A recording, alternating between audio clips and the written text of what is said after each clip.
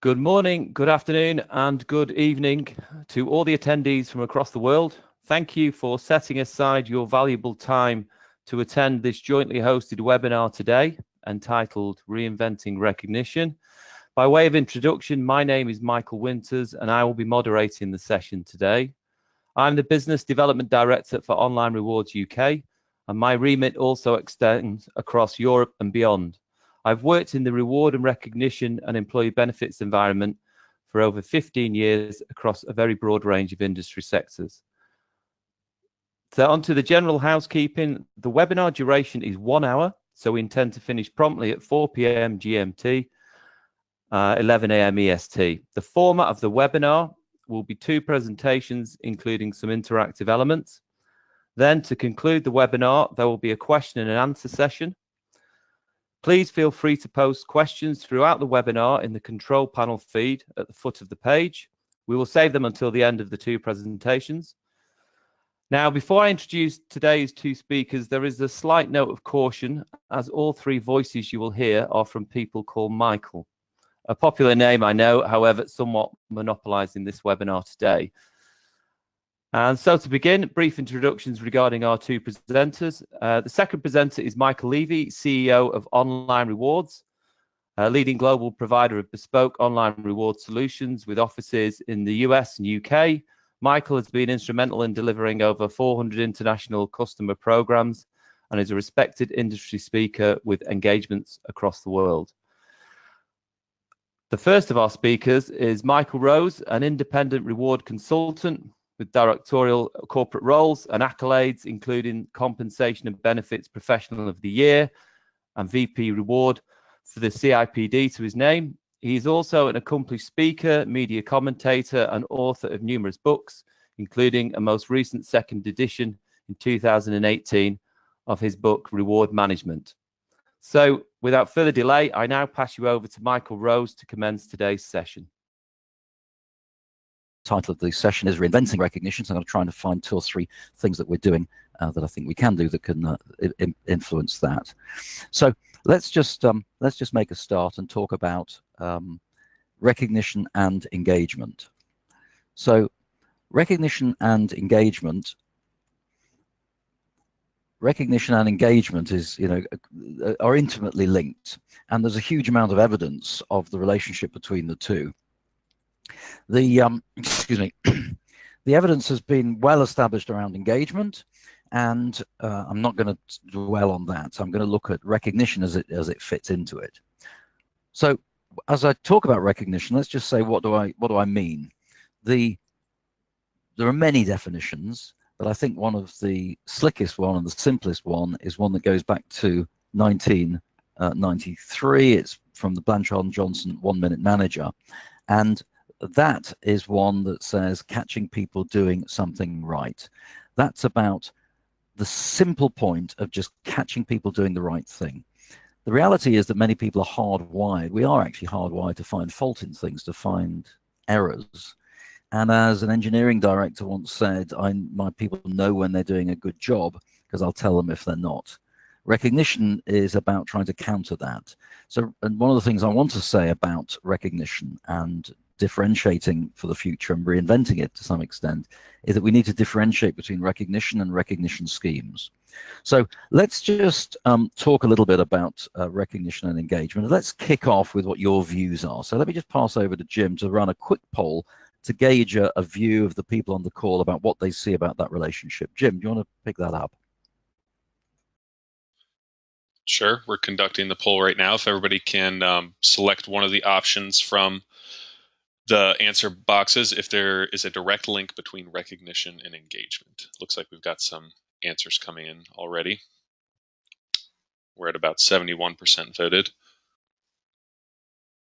Great, thanks, Jim. Well, I guess I shouldn't be too surprised at what a substantial majority of believe that is the case. And certainly the evidence is very strong. The evidence is very strong that there is a strong link, and it's not just that it's a link, it's a strong link.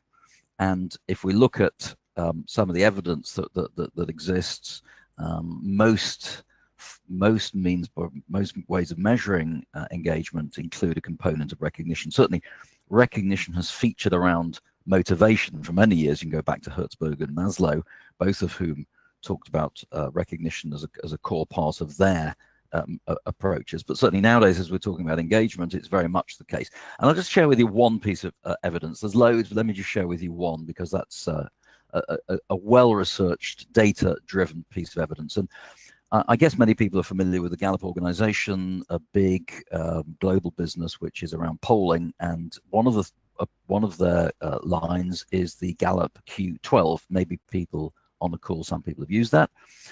And that's an engagement survey, and Gallup, through a huge amount of research, has been able to identify what they believe are 12 statements, and the degree to which people are agreeing or disagreeing with those statements gives you a very, very good and strong measure of levels of engagement.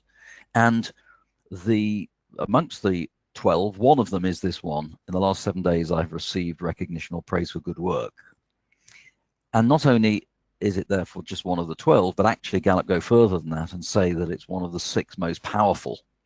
So this one piece of evidence, as I say, very well researched by the Gallup organization, is just showing that for them, it's a fundamental part of overall engagement, and in reality, particularly powerful. And in fact, some of their research goes further than that.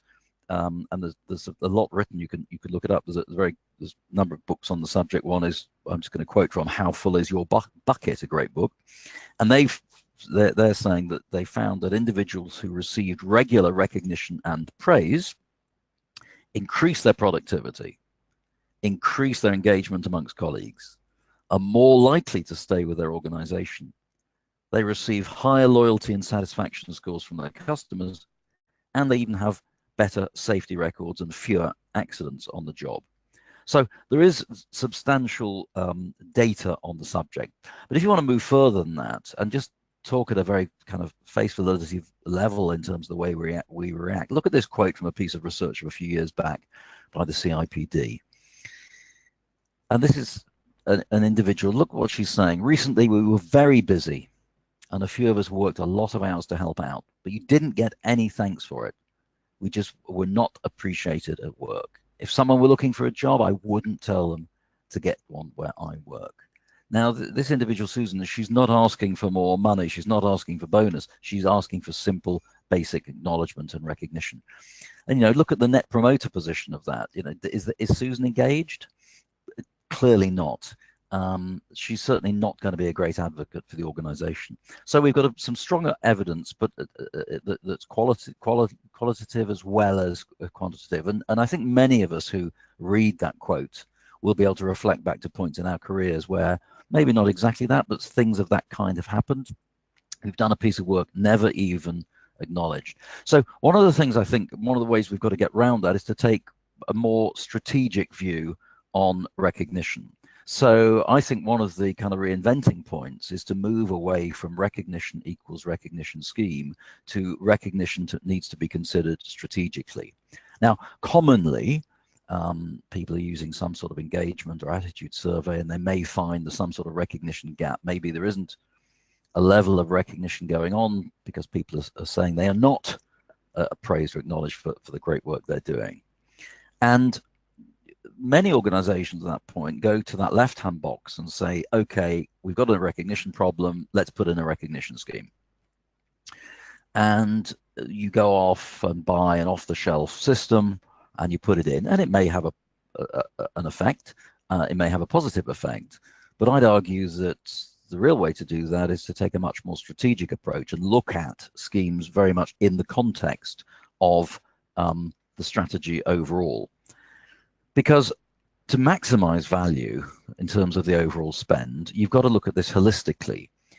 If you really want to make some change, like anything else in HR, there's no point just gluing in one additional piece. You've got to try and look at what you're doing in the context of everything else. So recognition does not equal a recognition scheme. And recognition, therefore, should certainly not just be the scheme run by reward, to the extent to which for your large organization, you've got a reward function. But it needs to be more substantive. And let me just kind of cover one or two of these points. Firstly, I think if you're going to have surveys, internal data, exit interviews, that you're trying to identify things that are going on in the organization, then I would certainly be expecting to see recognition or lack of that as part of that, and I'd certainly be looking to capture that.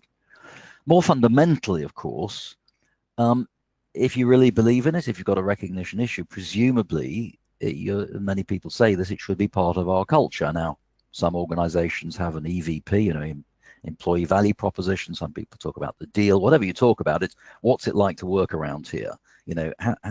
What's the culture like? It's the way we do things around here. And if you take that cultural position, a more strategic position, then it's going to be more than just a recognition scheme. Now, one of the most important things is, I think, to think about best fit, not best practice. So I talked about earlier, you can just easily buy an off-the-shelf package.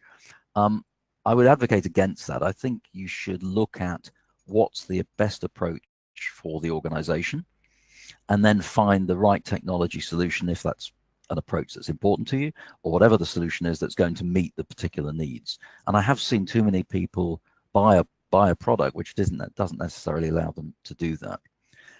The fourth point, I think, absolutely gets to this point about strategic approach. And this is it part of management training? Let me give you one quick example. I did a piece of work with it was European-based technology business, a big organization, well-known brand. And they were asking me to help them rethink the way they did recognition.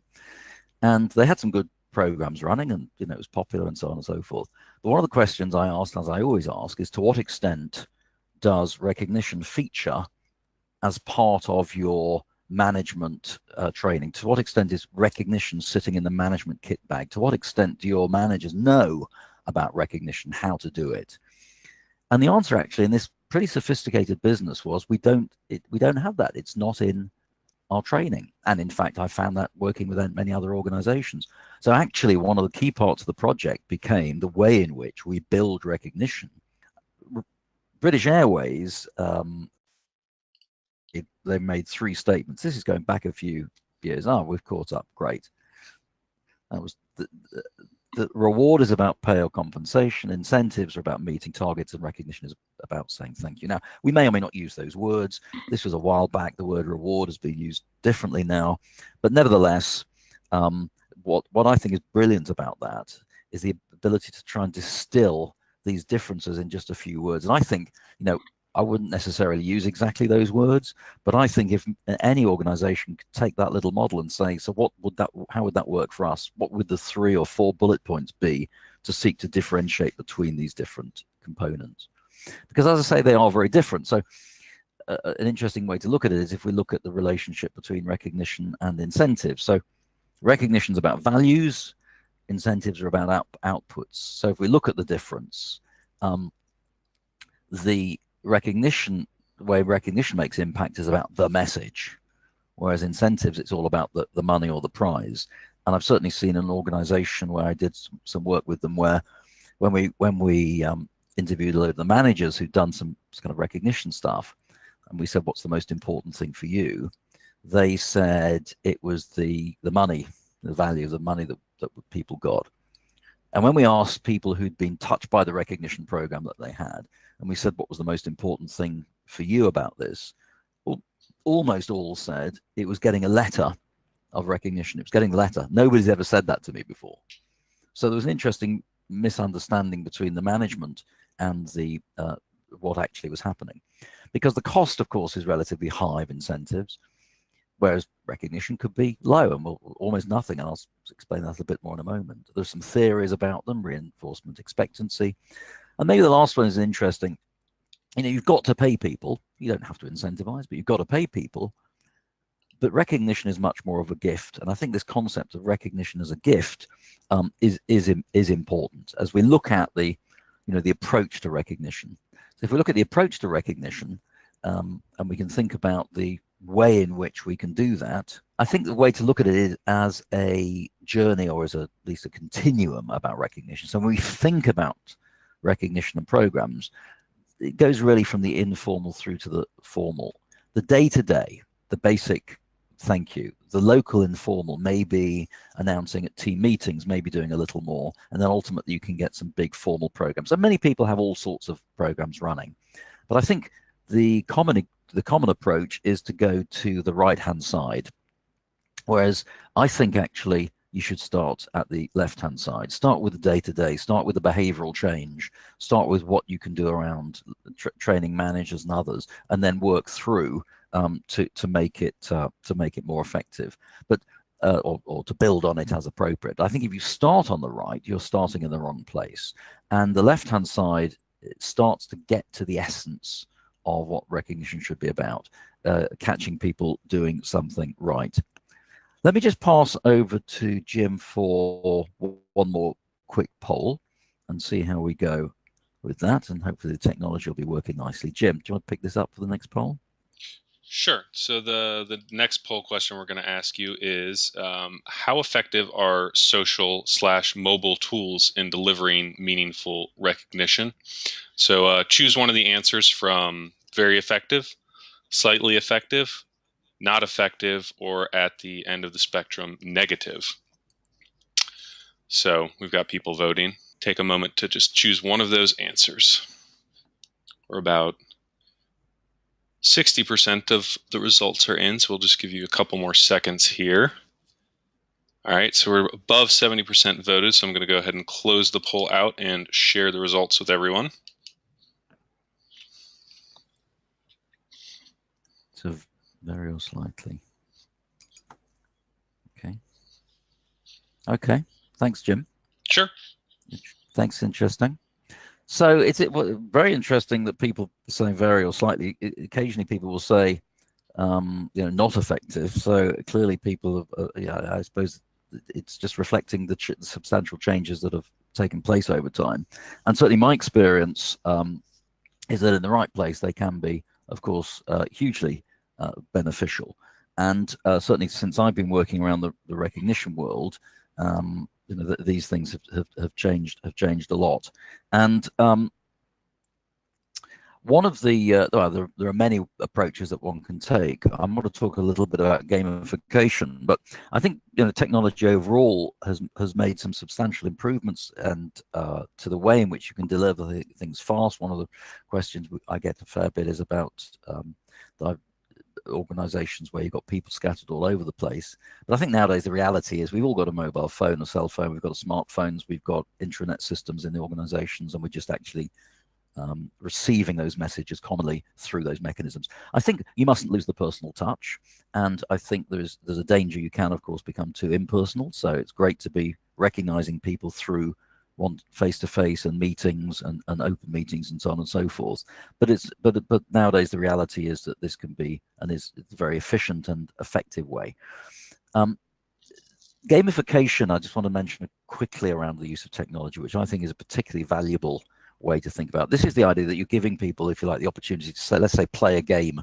So instead of just the individual maybe receiving some sort of an award, the individual receives the opportunity to win a prize. So the higher, the more people are winning opportunities, then the more they're getting involved in the program, the more likely they're going to get something.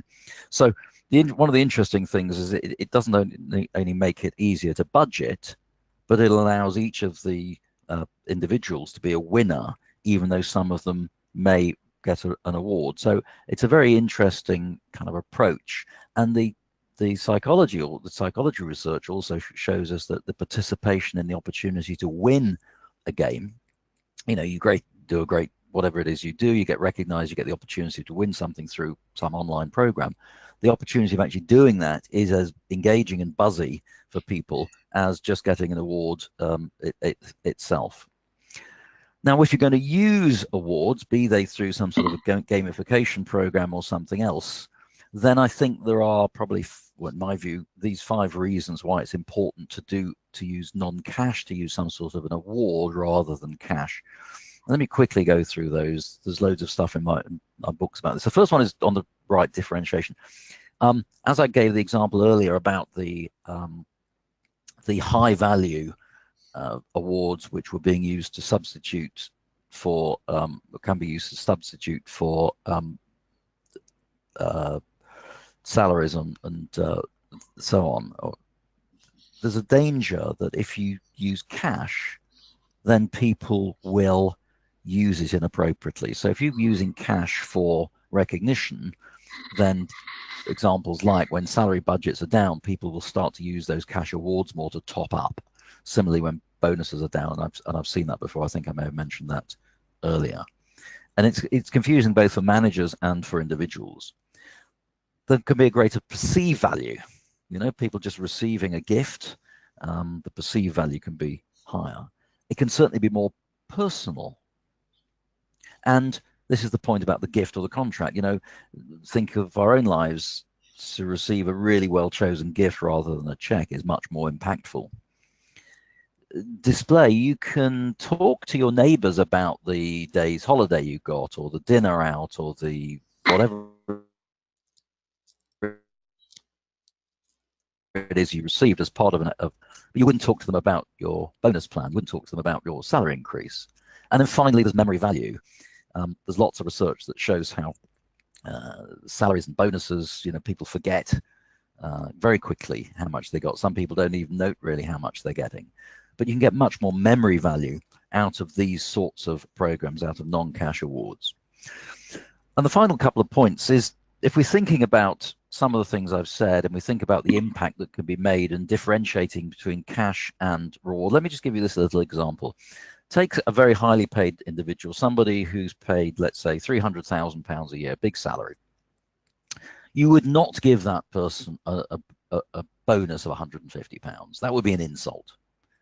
That would be negative received. It would be crazy. But if instead of that individual who'd done a great job, you gave them a bottle of champagne, or you gave them, or they received a handwritten note from the chief executive or a strong message from the chief executive, suddenly that £150 spend from the company has changed completely. It's changed from what could be seen as an insult to suddenly this gift catching this guy out, this woman out, and it's a bottle of champagne, and it's very pleasant to receive, and you got a little note from the chief executive. Completely changes the message. So I've spoken around a whole number of aspects of recognition. We can pick up some of these things in the Q&A around the relation, about engagement, about the relationship between reward, about non-cash, and particularly about the use of technology and how technology certainly has been enabling a lot of what we can do. And I've spoken particularly about gamification. So I think that's the end of my main section. We're going to go through one further poll, and then Michael Levy will just pick up for a few points, and then we'll get into the Q&A. So Jim, over to you. Great. Thank you, Michael Rose. So this next poll that we're going to send out to you all is, are you currently using technology as part of your recognition strategy? So there are a couple different responses to this. You don't currently have a recognition program. You are currently using a manual offline recognition approach. You're exploring technology options, or you are using technology currently to enable recognition. So choose one of the options from the 4 menu items below, and we've got some results coming in already. We're currently at about 65% voted. Just give it another second.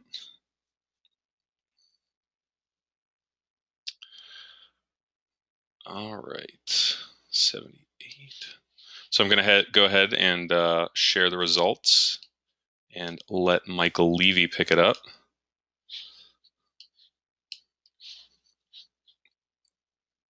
All right. Hi, everybody. My name is Michael Levy, and I'm part of the Michael crew. In fact, I might say I was one of the founding members. And over the next year, we'll be adding a few more Michaels, just in case there wasn't enough of them. The more Michaels, the better, as we say. So, Michael Rose, thanks for spending some time and sharing some of your knowledge and expertise with us and setting up.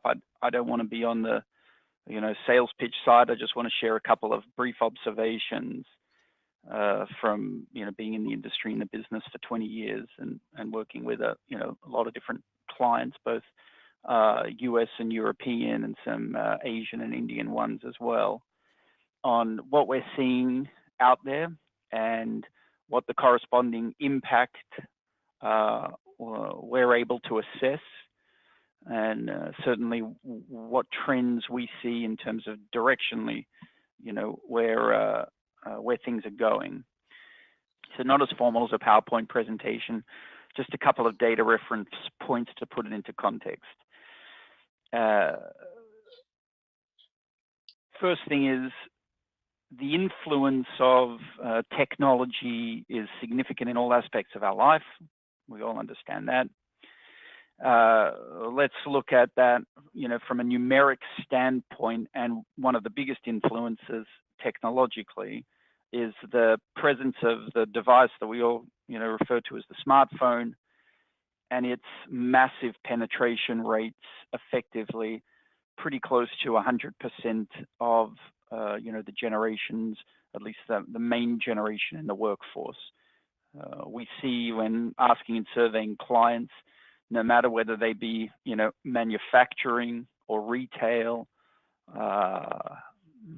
some engineering, some construction, logistics, transportation, plus 95%, plus 97%. Some of them say they're pretty sure it's 100%, but they don't have surveys, so they just assume some of them don't have it. The implication is the smartphone is now a communications medium and vehicle that will be with us for the next 20, 30 years, maybe beyond. It's something that the predominant portion of the current workforce has essentially grown up with. So, they're very comfortable with it. And it is a communications vehicle through which all sorts of information is exchanged. So does recognition also, go down there? And in a world of smartphones, what is recognition? Has it changed? That's the context. So it's there and it's not going anywhere. And it's a massively powerful tool to establish and build relationships in a digital context. Obviously, the question we all ask is, but recognition's a bit more personal than that. And I'll come back to that, question and comment too. What do people use their smartphones for? Well, here's an Instagram users chart. What's Instagram? It's a communications means. It's a vehicle by which I can share information with you as an individual or you as a group. What kind of information are they sharing on Instagram? Predominantly things about their personal lives, fun things they're doing, interesting things they've seen, food they've eaten, fashion that they are, nights out on the town, sporting events they've attended, new family members have been born, etc. Conversely, the same thing with, Facebook. And none of this is new, but it's always a nice reminder. 2 billion users, right? And again, come back to the working population. Well, the working population that is, termed the millennial based on a date range, all grew up with these tools, are predominant heavy users of these tools. And so if you were using a tool for, all of through your late high school and into college and enjoying it and having fun with it and continue to do so in your adult life, do you think some of that sort of would influence your perceptions of what it would also be like at work? Or is it, no, university and college and the things that you do, well, you never do those things later on. As soon as you go to college, you stop all that. Well, obviously it's a rhetorical question and you know the answer. And so what I'm saying is, for the next 20 or 30 years, people will have been trained and grew up in social media type communication environments, right? What's a social media communication environment? A means by which you can share things and people can interact in numbers and groups against the information being shared. What I mean by that is previously, I would send a communication one to one person, and that would really be it, or maybe I could send a sort of group email and it'd be sort of a number of them. But it would be a one-way communication, and maybe you'd reply to that, or I would come to you and say congratulations, and maybe you'd reply to that. But in a social media communication context, many people are sharing and they're interacting with the content, meaning they're liking it, they're commenting it, they're adding additional content to it. So let's take a situation of then what we see in the real world as it pertains to, you know, the transition of, right, well, we've got all that, now how does that relate to all recognition? Well, we're sort of suggesting that recognition is not the same thing anymore, you know, meaning not that the formal traditional forms of recognition don't have a role, they do. For situations and circumstances where formal and traditional recognition is meaningful, that's great. But it's not like the presentation of those trophies is going to really resonate with a population that grew up with Instagram and Facebook. They don't have that cultural context of presented in front of a small little gold thing, and then they contextual context to this current generation. They do recognition and sharing in the form of posts, like they were taught on Instagram and Facebook to share information about sharing feedback, and people might like them or comment them or share it with other people, and they would use social media-esque imagery to communicate emotions. I mean, who uses emojis? Well, we kind of all do. That's funny. That's not what we were trained with. We learned how to write in our generation. You know, we'd write words, and the words would have all the meaning.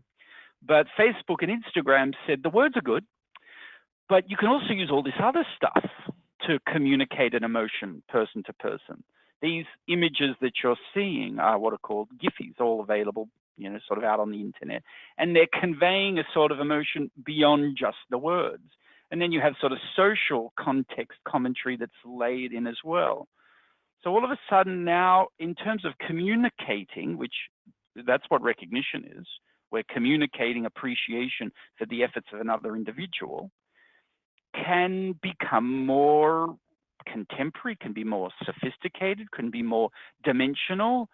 And certainly you don't have to be there. And why don't you have to be there? Well, it's nice when you can be there, but we have workforces that are deskless. We have workforces that are across the world. We have workforces that are across large populations. We have workforces across different time zones. And logistically, you just can't do it. You don't have the time out of the day. If we made a suggestion from HR, so I tell you what we should all do, you know, executive leadership, we need to have a recognition event every week where we bring all the people together, and instead of them doing their work, they would actually come and stand around, and we'd have a little presentation ceremony, and we'd recognize them, because we think we need to have a formal recognition program like that. And of course, executive leadership says, wait, let me just make sure I got this. You want them to stop doing the jobs that I want them to actually do all the time, so that they'll come and stand around in a group, and they'll have a formal presentation for something that they may or may not actually want. Nah, I'm not really seeing that, right? And we're saying exactly, right? We have to work out how to make recognition work within a world where 98% smartphones, so we can communicate with them all. Social media trained populations, so they know how to interact and build relationships. You know, who would have thought you'd ever find your partner or your husband or your wife by going to a website? Well, that's kind of what happens out there, you know, in many circumstances. You know, who would have thought that Facebook and Instagram and those kind of tools would have been as successful as they are? So we are seeing in the world situations where that's now coming real life for them, where clients are saying, what can we do around storytelling and posting and technology and media and Facebook-esque things? And just as an illustration to show that it doesn't all need to be personal, this is all just this morning, US time. And the important thing I want to sort of share is these are heartfelt stories. I'm not going to read them all, and this is not a setup. This is all just this morning that we're seeing detailed, fairly heartfelt, long descriptions about one person recognizing another and saying, in essence, thank you, you're doing a good job, right? And thank you, you're doing a good job doesn't solve for bad pay or bad work conditions or terrible benefits. But if you have fairly competitive pay and you have fair benefits programs, then this can be a major difference in turnover rate, engagement scores, NPS scores, customer service and feedback, patient satisfaction scores. Why? Because the individual employee, and our organizations are made up by individual employees, they're people, all react in a positive and favorable way to being appreciated for their efforts and contributions. And the beauty, particularly so enabled by the social media, is this isn't actually even involving money at all. It's just bringing recognition to life in a manner that's meaningful. I'll share one other trend about what we're seeing, and again, from industry to industry, it doesn't matter whether it's healthcare or manufacturing or retail, professional services. We're seeing it across the board. Why? Because it's the population that counts. It's not the industry type. And the population grew up with Instagram and Facebook and social media and sharing and openness and collaboration. You know, all the trends point that way. And guess what? For the next 25 years, those trends will only continue and become more accentuated. The app being a key enabler for it, meaning it's got to be all mobile as well. And the power of the mobile aspect just brings it dimensionally to instant recognition. The number of circumstances or situations where we hear that it takes 2 or 3 weeks for the person to do the recognition because you've got to submit the form and fill out the paperwork and go up to the manager and then go across to the other manager and then somebody approves it, and somewhere it got lost in translation, or it's 3 or 4 weeks later and the person's like, I don't even know what you're talking about anymore, or the person's left the firm. Where of course, when it's digital and technology enabled and it's mobile, it's all happening instantly. I just came out of this meeting, this person did this fantastic presentation. I want to celebrate them. Sure, celebrate them. Provide that positive feedback in the moment, right? Bring it to life. Or more formally, patient, family, having a great experience with a nurse, routes it up. 2 days later in the shift, all of a sudden the recognition has come to life. Not the horrendously complex forms, the number of hospitals I've gone to, and they're like still expecting people to fill out forms, recognition forms. You know, when was the last time you sat down and filled out forms? So the trends that we're seeing are unequivocally, one, that recognition has got more than just the formal parts. The formal parts still have a role, and the ceremonial parts still have a role. But as Michael had earlier said in his presentation, you know, go focus on the day-to-day stuff, focus on that frontline first level team managers, and you will yield significant returns and results.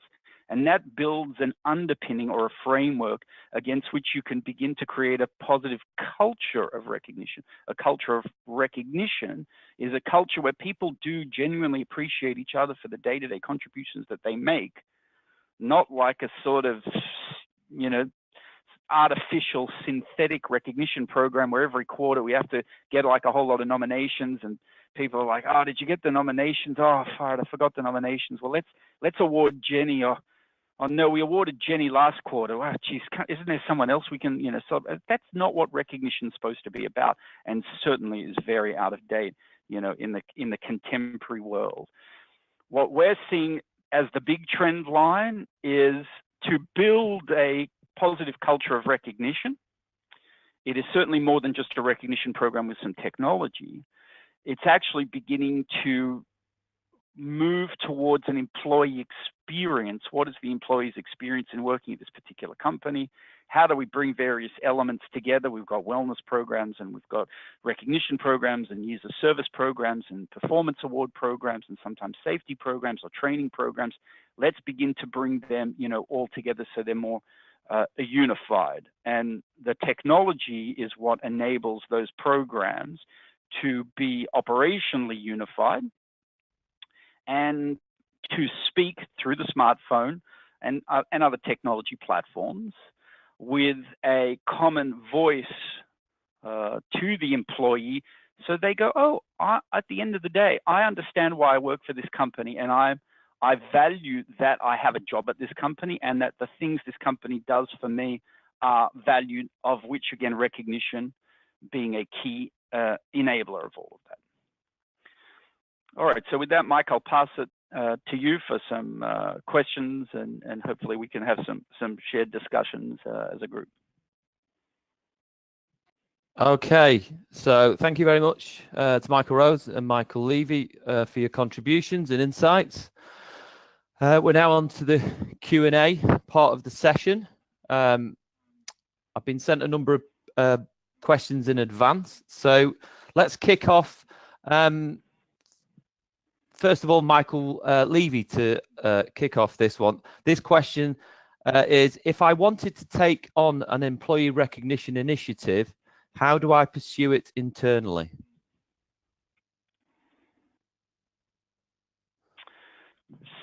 So, Mike Rose, would you like to answer that, or would you like me to respond?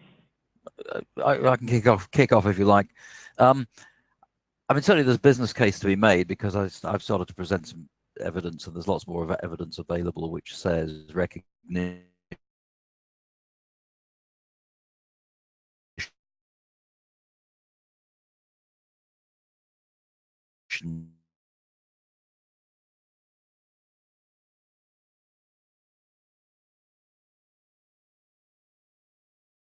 engagement. If engagement is not understood, then you need to get over that first. I think I'd always seek to put recognition in the context of engagement.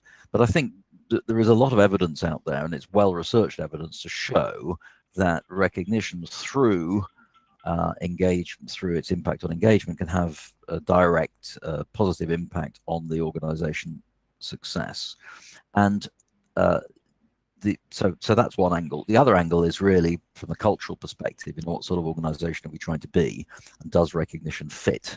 Should we be doing this? Should we be developing something that works for us, that's going to fit with our culture?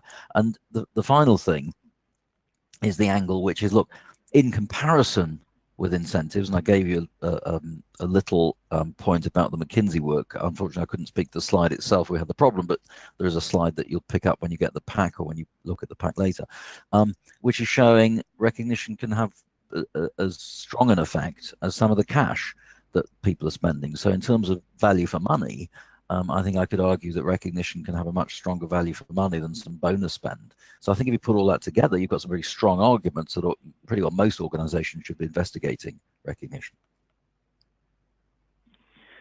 So I'll just share a little brief perspective on what we've seen a number of our clients go through. Generally, it is first asking the question, how do we recognize and appreciate our employees? Do we think that that is best practices as it pertains to meeting their particular needs? Or is this a program that's been in place for 10 to 15, 20 years, and the only people that really care about it are the administrators that still, have decided that that's their main job in the organization? Assuming that the response to that first question, which is, I'm not really sure what we're doing, is actually any good, and I don't think that people really appreciate it. And the next questions go, well, one, let's look at how much money and resources we're already spending in these areas. Two, let's form a vision of what a future state might be, and a future state of recognition that we think would meet the audience's needs, the audience being our employees. And let's see if we can get some executive sponsor or champion interested in this very simple business premise that says, for no more money than we're currently already spending and investing, I will improve the employee experience and increase our engagement scores. And in 99 out of 100 circumstances, we've found that with that approach, you're going to get an executive sponsor pretty interested in hearing what the idea is. Having got an executive sponsor then hopefully bought in on the idea, and usually the only obstacle that gets in the way is competing initiatives, and we're too busy for this, is then the question that says, let's see who else in the organization might also have an interest in this kind of approach to, unifying recognition and making a better effort at recognition, and putting some technology in place that's going to improve the employee experience. And it goes to then trying to break down some silos, the silos being, well, we got something happening here with the comp group, and we got something happening here with the benefits group, and something happening here with the communications group, and however many others you've got. You get the right executive leader involved, and you get a culture that says, we need to break down those silos, then we can pretty well guarantee not only will you have a program success in getting it sort of, through, but you'll also have a very successful program, because what we see in most of the clients we deal with is the money is being spent. It's just being spent willy-nilly all over the place, not really unified, not really delivering a common and consistent message to the employees, and not things the employees really want, and too many of them. But when you unify them and bring them together, then they become much more powerful, much more valuable, and in more often than not, you end up spending less. Okay, thanks, Michael.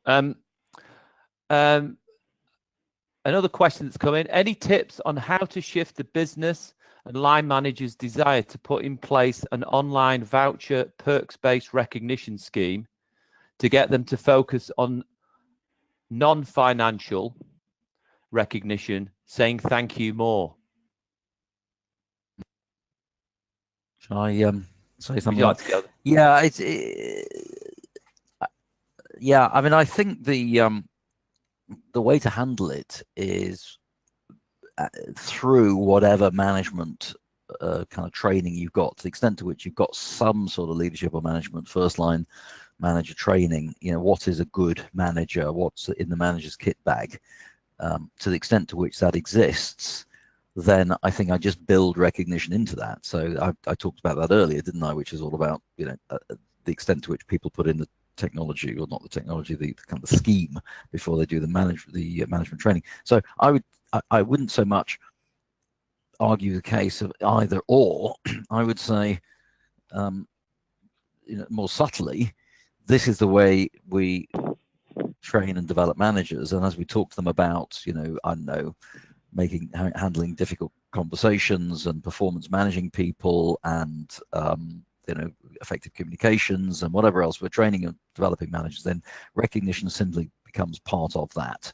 And the other thing, and again, I've said it already, is about role modeling. Well, you know, if we can get the chief executive or the top, you know, some people on the board, whoever it is, to start to actually do this, then that's very very positive.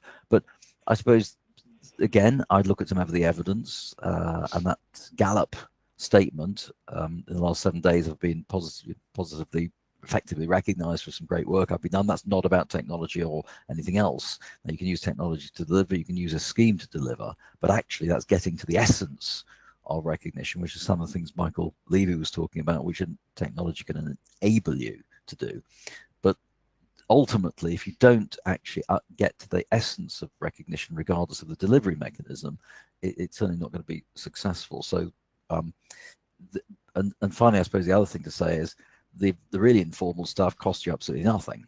And if you can use technology which you've already got and develop some more that associates with it, you can control your costs very, very well. So I think the number of arguments you could marshal. Yeah, so I'll talk briefly. That's a promise. So case in point, Facebook never trained its population on how to use the tools. Right? Never came with any training materials, and you got 2 billion users who've changed the way they communicate and interact with each other. Right? Not because technology is like, oh my gosh, it's everything. It's actually trying to solve a very simple thing here, which is we want to provide technology to make it possible to share positive feedback with each other as easily and as effortlessly and as frequently as possible. And we can certainly articulate to you that the technology doesn't disappoint, meaning it does exactly that. Now, having got to the point where it's easy and you can do it frequently, and it doesn't need any training to use the tool, the first step for any organization towards sort of this path is to go, there's going to be a percentage of your population, around 25 to 35%, depending on your population breakdown, that will immediately jump on and gravitate to this. And they'll start using it and doing it. And the fact that people are starting using and doing it causes itself a groundswell of interest. And we begin to then leverage what hopefully is a ground up movement, as opposed to HR coming and telling the organization that says, you know, everything's perfect about this company, but you don't recognize enough. So go out and recognize. We're like, that doesn't work properly. It sends the complete wrong message anyway. What we all want to achieve is a groundswell that says employees like recognizing each other. So firstly, peer recognition is a huge driver and a huge untapped enabler of a positive culture.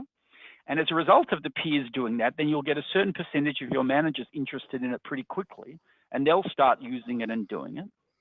And then it'll have data and reports that begin to show you as an organization of where is it happening and where it's not happening, such that you can direct communications out to the, let's say, less engaged managerial portion of the population that says, hey, just a reminder that there is this capability out here and it's a good thing and we're watching.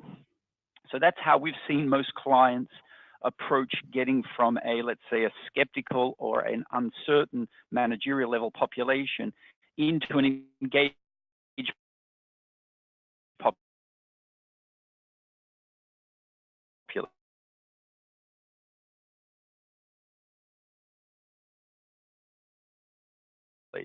Type. What we can do is for anybody that kind of is open to providing positive feedback and reinforcement and recognition, we will enable that to happen and enable it to happen in multiples relative to the current state, particularly if your current state has very limited or sort of archaic, manual processes.